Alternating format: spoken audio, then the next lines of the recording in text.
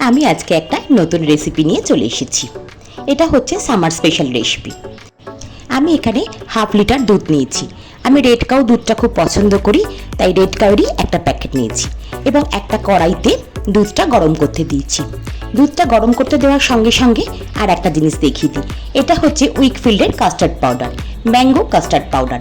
আমরা তো সবাই ম্যাঙ্গো আইসক্রিম খেতে খুব ভালোবাসি, সেই জন্যই আমি এখানে ম্যাঙ্গো কাস্টার্ড পাউডারটা দিয়ে ম্যাঙ্গো আইসক্রিম বানাবো। 2 table spoon mango custard powder নিয়ে নিয়েছি এবং ঈষৎ উষ্ণ দুধ দিয়ে ওটাকে ভালো করে গুলে নেব। আর দুধটা যখন কড়াইতে জাল দেবো তখন কিন্তু সমানে নাড়তে থাকবো।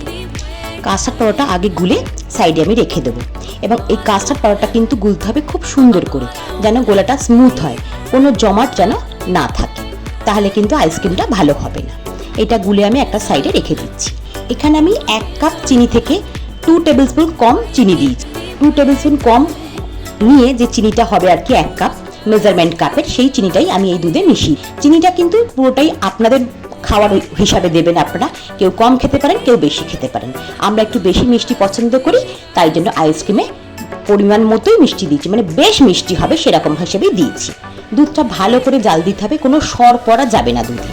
সর পড়ে গেলে কি হবে, এই আইসক্রিম খাওয়ার সময় মুখে না একটা বিচ্ছিরি সরের ব্যাপারটা থাকবে, দানা দানা লাগবে। দুধটা বেশ ঘন হয়ে যাবে, যখন হাফ হয়ে যাবে 500 থেকে, তখন আমি কাস্টার্ড পাউডার গোলাটা দিয়ে দেবো এবং দেওয়ার সঙ্গে সঙ্গে একটা স্প্যাচুলা বা খুন্তি দিয়ে নাড়তে থাকতে হবে। এই কাজটা কিন্তু খুব তাড়াতাড়ি করতে হবে, তা না হলে কাস্টার্ড পাউডার জমাট বেঁধে যাবে।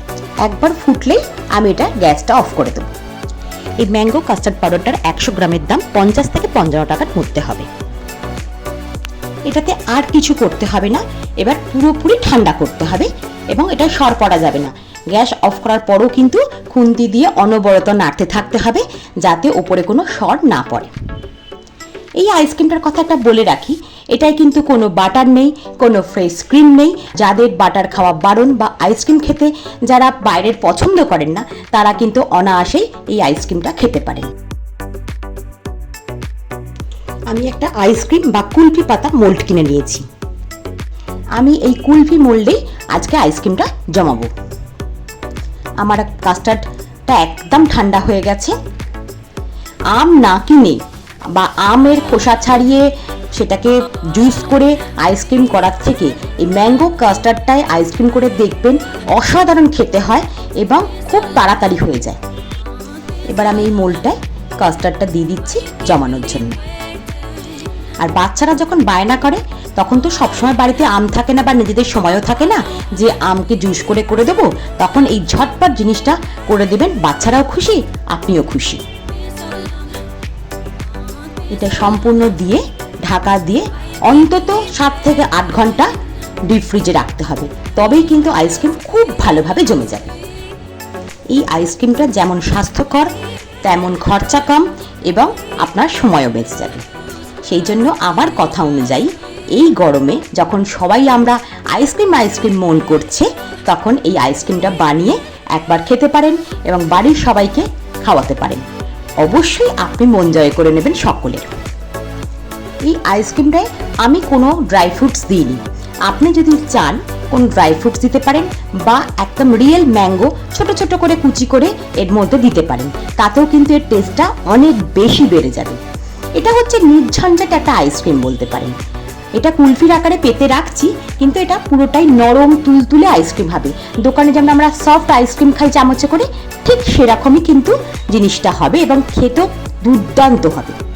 এটা বানিয়ে দিলে আপনার বাড়িতে কেউ গেস্ট এলে এই সামারে আপনি তাকে সার্ভ করতেই পারেন, কেউ বুঝতেই পারবে না এটা আপনার বাড়িতে বানানো আইসক্রিম। আমি রাত্রে পেতে রেখেছিলাম, আজকে সকালবেলা আইসক্রিমটা আপনাদের কেটে একবার দেখাচ্ছি।